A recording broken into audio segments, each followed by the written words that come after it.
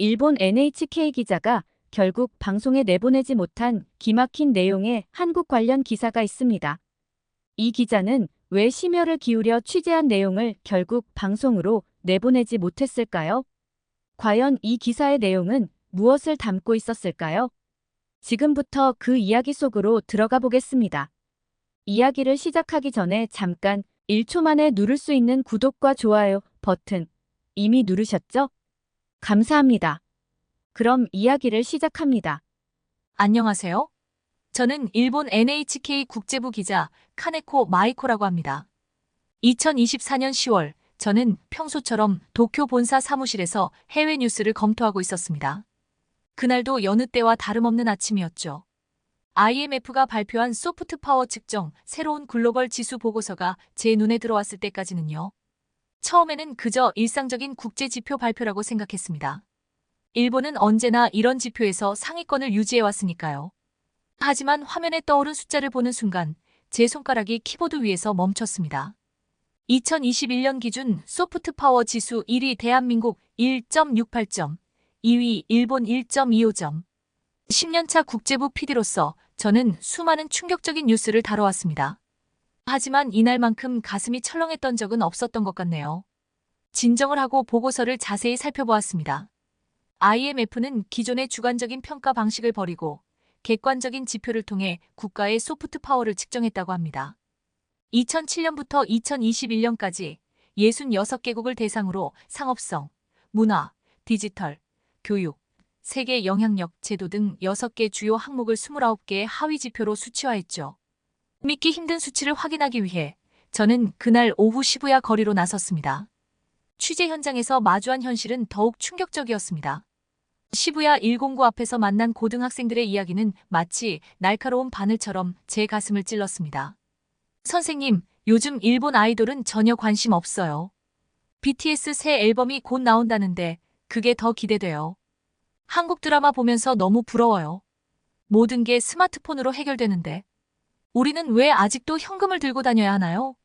불과 15년 전만 해도 일본의 문화 콘텐츠는 아시아를 지배했습니다. 저 역시 그 시절을 생생히 기억합니다.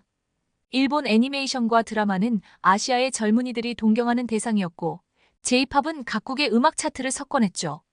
하지만 지금 시부야의 젊은이들은 한국의 최신 유행을 이야기하며 눈을 반짝입니다. 그들에게 일본의 문화 콘텐츠는 더 이상 관심사가 아닙니다. 일본은 마치 영원히 멈춰버린 것 같아요. 도쿄 시부야의 한 카페에서 만난 26세 직장인 스즈키 켄타의 말이 아직도 귓가에 맴돕니다. 그는 한국의 네이버, 카카오 같은 기업들이 부럽다고 했습니다. 우리 회사는 아직도 팩스를 쓰고 모든 서류에 도장을 찍어야 해요.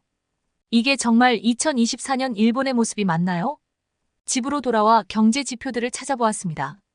반도체 시장 점유율, 전기차 배터리 기술, 오지 상용화. 한때 모든 분야에서 우리가 선두였다는 사실이 무색할 정도였습니다. 세계 경제 포럼이 발표한 디지털 경쟁력 순위는 더욱 충격적이었습니다. 한국은 계속 순위가 상승하는 반면 일본은 하락세를 면치 못하고 있었습니다. 결국 저는 한국 특별 취재를 제안했습니다. 우리가 놓친 것은 무엇이며 어디서부터 잘못된 것인지 직접 확인하고 싶었습니다. 팀장님은 빠르게 승인해 주셨죠. 하지만 그때는 몰랐습니다. 제가 마주하게 될 현실이 얼마나 충격적일지, 그리고 이 취재가 방송되지 못할 거라는 사실을요. 그렇게 저의 충격적인 한국 취재가 시작되었습니다. 인천공항으로 향하는 비행기 안에서 저는 이미 일본의 미래가 걱정되기 시작했습니다. 인천공항에 도착하자마자 저는 우리가 놓친 10년의 의미를 직접 마주하게 되었습니다. 입국장을 빠져나오는 순간부터 시작된 당혹감은 제가 알던 세상과는 전혀 다른 차원의 현실을 보여주었습니다. 잔뜩 환전해온 한국 지폐는 이곳에서 마치 낡은 골동품처럼 느껴졌습니다. 주변의 모든 사람들은 스마트폰으로 QR코드를 스캔하며 자연스럽게 게이트를 통과했습니다. 그제서야 깨달았습니다. 제가 들고 온 현금 다발이 이곳에서는 얼마나 낯선 존재인지를. 떨리는 목소리로 영무원에게 물었을 때 돌아온 답변은 더욱 충격적이었습니다. 현금 결제도 가능하시지만 디지털 결제가 훨씬 편리하실 텐데요. 한국에 계시는 동안은 디지털 월렛을 사용하시는 게 좋을 것 같습니다. 서울로 향하는 공항철도 안에서 저는 일본의 현실을 돌아보게 되었습니다. 아직도 우리는 ATM에서 현금을 인출하고 지갑에 가득 채워 다닙니다. 편의점에서 100엔짜리 음료수 하나를 사더라도 현금으로 계산하는 게 자연스럽죠. 그리고 우리는 이것이 불편하다고 생각조차 하지 않았습니다. 하지만 서울에 도착해 처음 들어간 편의점에서 저는 또 한 번 충격에 빠졌습니다. 물병 하나를 집어들고 계산대 앞에서 지갑을 열자 주변 사람들의 의아한 시선이 느껴졌어요. 심지어 직원조차 현금 거스름 돈을 찾는데 시간이 걸릴 정도였습니다. 옆에 있던 고등학생으로 보이는 남학생이 스마트폰을 꺼내드는 순간부터 결제 완료까지 걸린 시간은 단 2초. 그 순간 일본의 현금 문화가 얼마나 비효율적인지를 뼈저리게 실감했습니다. 하지만 이것은 시작에 불과했습니다. 정부 24라는 행정 시스템을 통해 모든 증명서가 스마트폰으로 발급되고 각종 민원이 앱으로 해결되는 현실은 마치 SF 영화의 한 장면 같았습니다. 반면 일본에서는 아직도 대부분의 행정 서비스가 방문 신청을 요구하고 처리에도 최소 며칠에서 몇 주가 걸립니다. 특히 충격적이었던 것은 코로나19 상황에서 드러난 양국의 디지털 격차였습니다. 한국이 QR코드와 모바일 시스템으로 재난지원금을 신속하게 지급할 때 우리는 수작업으로 서류를 처리하느라 막대한 시간과 비용을 낭비했습니다. 도쿄도의 경우 지원금 신청 서류 처리를 위해 공무원 400명을 추가로 투입해야 했다는 사실이 아직도 부끄럽게 느껴집니다. UN 전자정부 평가에서 한국이 3회 연속 세계 1위를 차지했다는 것은 결코 우연이 아니었습니다. 한국의 행정 서비스 디지털화율은 98%에 달하는 반면 일본은 고작 7.5%에 머물러 있습니다. OECD 회원국 중 최하위 수준이라는 이 수치가 가슴을 무겁게 합니다. 지하철을 타면서 마주한 현실은 더욱 충격적이었습니다. 모든 역사에 설치된 스크린도어, 실시간으로 제공되는 열차 정보, 환승 경로 안내까지. 일본의 지하철에서 종이로 된 노선도를 들여다보며 길을 찾던 제 모습이 문득 부끄러워졌습니다. 더구나 지하철 내부의 와이파이는 물론 각 칸마다 설치된 휴대폰 충전기까지. 이용객들은 스마트폰으로 영화를 보거나 게임을 하며 여유롭게 이동했습니다. 반면 일본의 지하철에서는 아직도 와이파이 연결이 불안정하고 대부분의 사람들이 종이책이나 신문을 보는 것이 일상적인 풍경입니다. 이런 모습들을 취재하면서 한 가지 분명한 사실을 깨달았습니다. 우리가 마주한 것은 단순한 기술의 차이가 아닙니다. 이것은 미래를 향한 발걸음의 속도 차이였고 변화를 받아들이는 자세의 차이였습니다. 한국은 1997년 IMF 외환위기라는 국가적 위기 상황에서 과감한 선택을 했습니다. 전자정부 추진위원회를 설립하고 행정 업무의 전면적인 디지털화를 시작했죠. 반면 일본은 잃어버린 20년 동안 변화의 기회를 놓쳤습니다. 우리는 과거의 영광에 안주하며 팩스와 도장 문화를 고수했습니다. 이제는 선택의 순간입니다.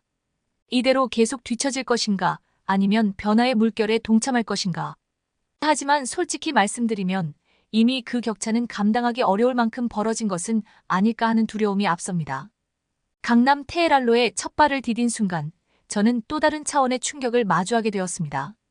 이곳에만 5,000개가 넘는 스타트업이 모여 있다는 사실이 믿기지 않았습니다. 더욱 놀라웠던 것은 창업자들의 나이였습니다.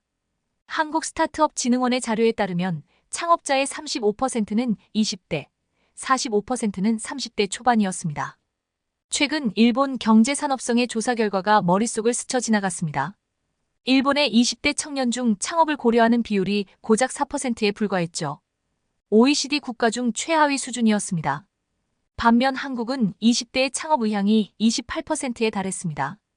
도대체 이런 차이는 어디에서 오는 걸까요? 테헤랄로의 한 스타트업 대표를 만났습니다. 28살의 청년 CEO였죠. 처음에는 실패했어요. 그런데 그게 오히려 더 큰 도전의 발판이 되었죠. 여기서는 실패가 끝이 아니라 새로운 시작이니까요. 그의 말은 마치 천둥처럼 제 귓가에 울렸습니다. 일본에서 실패는 어떤 의미일까요? 그것은 평생의 오점으로 남습니다. 취업은 물론 결혼까지 영향을 미치는 현실에서 누가 감히 안정된 길을 벗어나려 하겠습니까? 더욱 충격적인 것은 지원 정책의 차이였습니다. 한국은 청년 창업가에게 최대 1억 원의 지원금과 함께 사무 공간, 멘토링까지 제공하고 있었습니다. 반면 일본의 창업 지원은 복잡한 행정 절차와 보수적인 심사 기준으로 인해 실효성이 떨어졌습니다. 삼성, 네이버, 카카오와 같은 대기업들은 적극적으로 스타트업을 발굴하고 육성했습니다. 반면 일본의 대기업들은 여전히 종신 고용을 강조하며 안정성을 최우선 가치로 삼고 있었죠. 이런 환경에서 젊은이들은 창업이라는 위험한 도전보다 안전한 취업을 선택할 수밖에 없었습니다. 한국의 대학에서는 창업 동아리 활동이 활발했고 실제 창업으로 학점을 인정받는 제도까지 있었습니다. 반면 일본의 교육은 여전히 안정적인 직장 찾기에 초점이 맞춰져 있습니다. 학생들은 좋은 대학에 들어가고 유명 기업에 취직하는 것이 최고의 성공으로 여겨지고 있죠. 이런 획일화된 성공 공식 속에서 창의성과 도전 정신은 점점 사라져가고 있었습니다. 테헤란로의 한 카페에서 만난 20대 창업가들의 이야기가 아직도 생생합니다. 우리는 실리콘밸리를 목표로 합니다.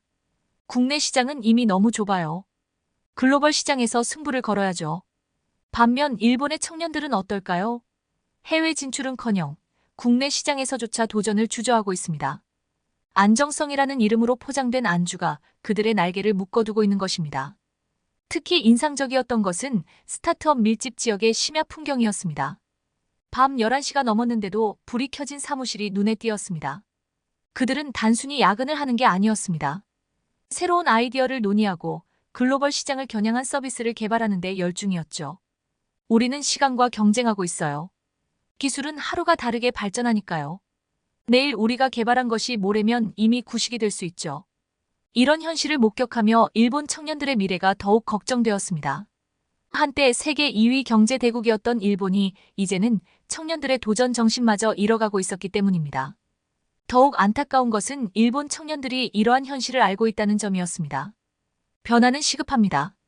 단순히 창업 지원금을 늘리는 것이 아닌 사회 전반의 인식 변화가 필요합니다. 실패를 용인하고 도전을 장려하는 문화가 정착되어야 합니다. 교육 현장부터 변화가 시작되어야 합니다.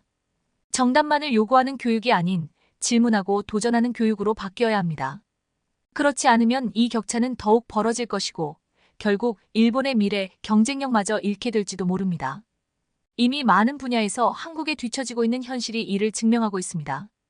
반도체, 전기차, 배터리 등 미래 산업에서 우리는 계속해서 순위가 밀려나고 있었습니다. 한때 우리는 아시아의 문화를 지배했습니다. 일본 애니메이션은 세계적인 예술로 인정받았고 J-팝은 아시아의 젊은이들을 열광시켰죠. 하지만 지금 그 자리는 K-팝과 한국 드라마가 차지하고 있습니다. 최근 블랙핑크의 새 앨범이 발매되었다는 소식을 들었습니다. 전 세계 음원 차트 1위, 뮤직비디오는 24시간 만에 8천만 뷰를 돌파했다고 합니다. 2020년 일본의 대표 아이돌 그룹 아라시의 미국 진출 시도가 떠올랐습니다. 당시 아라시는 브루노 마스에 70억 원을 지불하며 미국 진출용 곡을 의뢰했고 빌보드 1위를 할 경우 추가로 30억 원을 지급하겠다는 파격적인 제안까지 했습니다. 하지만 결과는 참담했습니다. MTV GMA 출연이 예정되어 있었지만 취소되었고 미국 아이튠즈 차트 532위에서 곧바로 차트 아웃되었습니다. 브루노 마스는 이후 이 협업에 대해 언급조차 하지 않았고 미국 토크쇼에서 관련 질문을 받았을 때 불편한 기색을 감추지 못했다고 합니다. 더욱 충격적인 것은 음악 산업의 디지털 하차이였습니다. 2022년 기준 일본 음악 시장에서 CD 판매가 차지하는 비중이 여전히 70%를 넘습니다. 반면 K-팝 산업은 이미 2010년대 초반부터 유튜브와 SNS를 적극 활용했고 글로벌 팬들과 실시간으로 소통하며 새로운 마케팅 전략을 선보였습니다. 한국의 엔터테인먼트 기업들은 이미 글로벌 기업으로 성장했습니다. 하이브는 미국 나스닥에 상장되었고 사우디아라비아에서 K-팝 경연 대회를 여는 등 세계화 전략을 가속화하고 있습니다. 반면 일본의 대형 연예 기획사들은 여전히 국내 시장 중심의 보수적인 경영을 이어가고 있습니다. 드라마 시장은 더욱 극명한 차이를 보여줍니다. 넷플릭스 글로벌 탑10에서 한국 드라마가 차지하는 비중은 평균 30%에 달합니다. 반면 일본 드라마는 좀처럼 찾아보기 어렵습니다. 오히려 일본의 유명 만화나 소설이 한국에서 드라마로 제작되어 세계적인 성공을 거두는 경우가 늘고 있습니다. 우리가 놓친 것은 무엇일까요? 한국의 콘텐츠 제작자들은 처음부터 글로벌 시장을 겨냥합니다. 기획 단계에서부터 다국어 자막을 고려하고 세계 각국의 문화적 정서를 반영합니다. 그들의 성공은 결코 우연이 아니었습니다. 특히 한국의 웹툰 시장은 충격적이었습니다. 네이버 웹툰의 월간 사용자 수는 이미 8천만 명을 넘어섰고 글로벌 웹툰 시장의 80%를 장악하고 있습니다. 반면 일본의 디지털 만화 시장은 여전히 종이 단행본 판매에 의존하고 있습니다.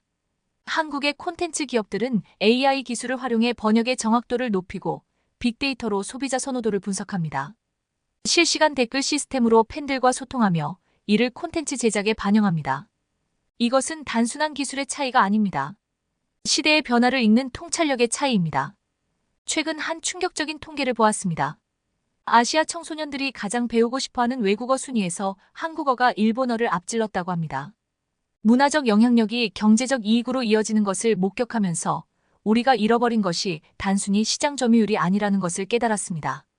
일본 방송 PD로서 이런 현실을 마주하는 것은 참으로 고통스러운 일이었습니다. 우리는 언제부터 이렇게 뒤처지기 시작한 걸까요? 아니, 어쩌면 우리는 앞으로 나아가는 것을 멈춘 채 과거의 영광에 취해 있었는지도 모릅니다. 이제는 더 이상 일본 문화의 세계화라는 말을 쉽게 할 수 없게 되었습니다. 우리는 변화하는 세계에 적응하지 못한 채 우리만의 방식을 고집하다가 결국 문화 강국의 지위마저 내어주게 된 것입니다. 이것은 단순한 세대 교체가 아닙니다. 미래를 향한 시각과 도전 정신의 차이가 만들어낸 필연적인 결과였습니다. 취재의 마지막 날, 저는 한국이 그리는 미래의 모습을 직접 확인하고자 했습니다. 자율주행 버스가 달리고 있는 판교 제로시티는 마치 영화 속 한 장면 같았습니다. 도시 전체가 하나의 거대한 실험실이었습니다. 자율주행 버스 10대가 실증 운행을 하고 있었습니다. 레이더, 라이다, 카메라 등 첨단 센서로 주변 환경을 실시간으로 분석하는 기술이 이미 상용화를 앞두고 있었습니다. 도쿄에서는 아직도 자율주행 시범 운행 허가를 위한 규제 완화를 논의하는 중입니다. 현대자동차의 수소 전기차 실증 단지도 방문했습니다. 일본의 도요타가 수소차 개발에 주력하고 있지만 시장 반응은 한국이 앞서고 있었습니다. 전기차 분야에서는 현대차가 테슬라에 이어 세계 2위 판매량을 기록하고 있다는 사실이 충격적이었습니다. 더욱 놀라운 것은 스마트시티 통합 관제센터였습니다. 교통, 통신, 에너지 등 도시의 모든 인프라가 하나로 통합되어 있었고 AI가 실시간으로 데이터를 분석하며 도시 전체의 효율을 최적화하고 있었습니다. 일본의 슈퍼시티 구상이 아직도 계획 단계에 머물러 있는 것과는 큰 차이였습니다. 삼성전자의 시스템 반도체 공장을 방문했을 때의 충격은 아직도 잊을 수 없습니다. 3나노 공정이 이미 가동되고 있었고 2나노 개발도 상용화에 들어갔습니다. 반면 일본의 반도체 산업은 이미 세계 시장에서 존재감을 잃어가고 있었습니다. KT AI 연구소에서는 초거대 AI 모델을 자체 개발하고 있었습니다. 한국어에 특화된 AI 모델은 이미 실생활에서 다양하게 활용되고 있었죠. 일본은 아직도 AI 개발을 해외 기업에 의존하고 있는 실정입니다. 도시 곳곳에 설치된 디지털 트윈 시스템은 도시의 모든 변화를 실시간으로 모니터링하고 있었습니다. 교통 체증, 대기 오염, 에너지 사용량까지 모든 것이 디지털화되어 관리되고 있었죠. 이는 단순한 기술의 차이가 아닌 미래를 바라보는 시각의 차이였습니다. 한국의 로봇 배달 서비스는 이미 일상이 되어 있었습니다. 대학 캠퍼스나 아파트 단지에서 자율주행 로봇이 음식을 배달하는 모습은 더 이상 신기한 광경이 아니었습니다. 일본에서는 아직도 규제와 안전성 문제를 논의하는 중입니다. 메타버스 기술의 발전도 놀라웠습니다. 가상 공간에서 쇼핑하고 공연을 관람하는 것이 자연스러운 일상이 되어 있었습니다. SK텔레콤의 아이프렌드는 이미 전 세계 1억 명의 사용자를 확보했다고 합니다. 5G 네트워크의 보급률은 이미 90%를 넘어섰고 6G 개발도 본격화되고 있었습니다. 일본이 5G 보급률 30%에 머물러 있다는 사실이 부끄러웠습니다. 이런 현실을 마주하며 저는 우리가 놓치고 있는 것이 단순한 기술이 아니라는 것을 깨달았습니다. 우리는 미래를 향한 도전과 혁신의 정신을 잃어버린 것입니다. 취재를 마치며 든 생각은 이제 일본은 선택의 기로에 서 있다는 것입니다. 계속해서 과거의 방식을 고수할 것인가, 아니면 과감한 변화를 시도할 것인가. 하지만 시간은 우리 편이 아닙니다. 한 주간의 취재를 마치고 나리타 공항으로 향하는 비행기 안에서 저는 이 모든 내용을 과연 방송할 수 있을지 고민했습니다. 우리의 현주소를 있는 그대로 보여주는 것이 과연 시청자들에게 도움이 될까요? 하지만 이제는 더 이상 현실을 외면해서는 안 된다는 결론에 도달했습니다. 우리는 변화해야 합니다. 지금 당장 시작하지 않으면 이 격차는 더욱 벌어질 것입니다. 하지만 결국 이 다큐멘터리는 방송되지 못했습니다. 아직 우리는 이런 현실을 받아들일 준비가 되어 있지 않은 걸까요? 방송 금지 조치를 받은 후 저는 한동안 책상 앞에 멍하니 앉아 있었습니다. 제가 취재한 모든 내용이 담긴 하드디스크를 바라보며 과연 우리에게 희망이 있을까 고민했습니다. 방송국 간부들의 말씀이 이해가 가지 않는 것은 아니었습니다. 지금 이 내용을 방송하면 국민들의 자부심에 큰 상처가 될 수 있다.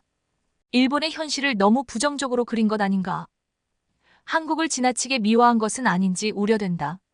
하지만 우리가 진실을 외면한다고 해서 현실이 바뀌는 것은 아닙니다.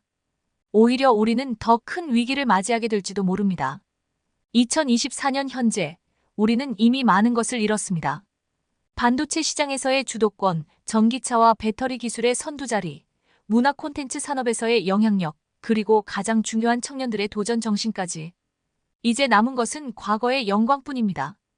특히 가슴 아픈 것은 우리 청년들의 모습입니다. 한국의 청년들이 전 세계를 무대로 꿈을 키워갈 때 우리의 청년들은 안정적인 직장을 찾아 좁은 문을 두드리고 있습니다. 실패를 두려워하는 사회가 만들어낸 슬픈 현실입니다. 디지털 혁신은 이제 선택이 아닌 필수입니다. 현금과 도장에 의존하는 사회, 팩스로 소통하는 행정, 서류 처리에 몇 주씩 걸리는 시스템으로는 더 이상 미래를 이야기할 수 없습니다. 문화적 영향력의 상실도 심각합니다. 우리가 자부심을 가졌던 일본 문화는 이제 국내 시장에 갇혀 있습니다. 글로벌 시장에서는 K-팝이 대세가 되었고 한국 드라마가 세계인의 마음을 사로잡고 있습니다. 이 취재 내용이 방송되지 못한 것은 어쩌면 우리 사회의 현주소를 정확히 보여주는 것인지도 모릅니다. 변화가 필요하다는 것을 알면서도 그 불편한 진실을 직시하기를 거부하는 우리의 모습 말입니다. 지금 이 순간에도 도쿄의 한 카페에서는 젊은이들이 한국의 최신 트렌드를 이야기하고 있을 것입니다. 시부야의 거리에서는 K-팝이 흘러나오고 회사원들은 여전히 도장을 찍느라 야근을 하고 있겠죠. 하지만 저는 이제 알립니다. 비록 이 다큐멘터리는 방송되지 못했지만 우리가 마주해야 할 현실이 무엇인지, 우리가 나아가야 할 방향이 어디인지를. 변화는 불편하고 두렵습니다. 하지만 변화하지 않는 것은 더 큰 위험을 초래할 것입니다. 우리는 선택해야 합니다. 과거의 영광에 안주할 것인가, 아니면 새로운 도전을 시작할 것인가. 이제 이 이야기를 전합니다. 방송이 아닌 기록으로 남깁니다. 언젠가 우리가 변화의 길을 선택했을 때 이 기록이 그 시작점이 되기를 바라면서 오늘의 이야기는 여기까지입니다. 일본의 입장에서 보면 많이 답답하기도 할 것 같은데요. 반면 한국인으로서 불과 몇십 년 만에 일본이 따라올 수 없는 문화 강국, 소프트 파워 세계 1위의 국가에 오른 우리 한국이 자랑스럽기만 합니다. 오늘 이야기도 마음에 드셨다면 구독과 좋아요 부탁드리면서 오늘의 사연을 마치겠습니다. 감사합니다.